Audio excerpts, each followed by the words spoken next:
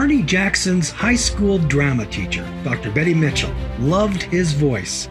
She arranged for his voice training at CFAC. Wound up going to CFAC radio every day instead of the drama class. That's how I got started in the business, and of course, caught the bug once I was doing the all-night show. After graduation, he worked at CFSL in Weyburn, Saskatchewan, and CKLN in Nelson, BC, where he called his first hockey games.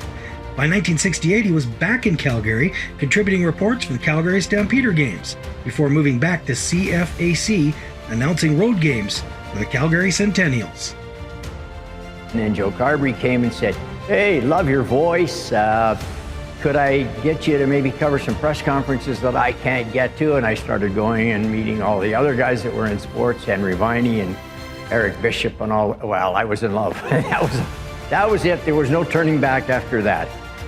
When Arnie learned a new station was opening in Red Deer, he called owner Rod Stevens.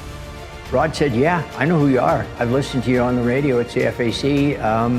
I'd be really interested in having you come if you want to come and move up here and be our original sports director." And that's where I started doing play-by-play at chuck wagon races, was at the Ponoka Stampede. My very first ones, Rod decided we would carry the wagons live each and every evening from the Ponoka Stampede. Arnie enjoyed his time in central Alberta, but before long, Calgary called him back. Joe had kept in touch with me all the time, and he said, "Arnie, Scotty's bringing the team here. I can't travel. Would you consider moving back from Red Deer and do the play-by-play of the road games?" So I went and got my Class 2 license so I could help Bearcat Murray drive the bus and be the play-by-play guy. And we shared bus driving duties, and fun time. You learn way more listening to them on the bus when you're talking to them and the mic's not on than you ever do in an interview, post, or pre-game.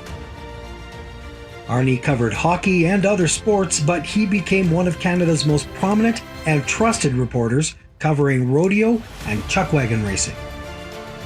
Doing those interviews where they almost come and look for me, I knew I'd crossed whatever that barrier was or that river, so that I was on the side of the athletes, not on the other side.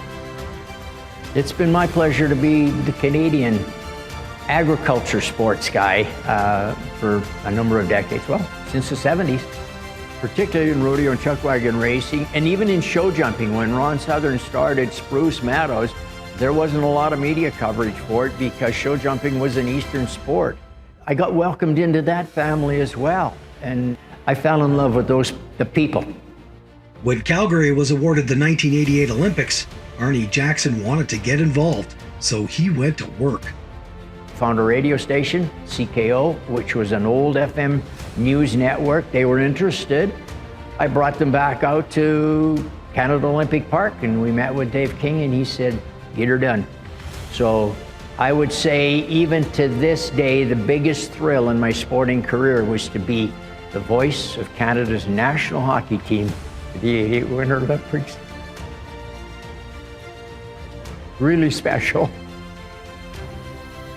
I've been part of the whole sports family, whether it was rodeo or chuck wagon racing or whatever it was, hockey, curling. It was fun, riding on the bus with the guys and going to practice in the morning and watching them and knowing every one of them by their first names. And I look back and say, wow, I couldn't have written a game plan for my life and had it work out better.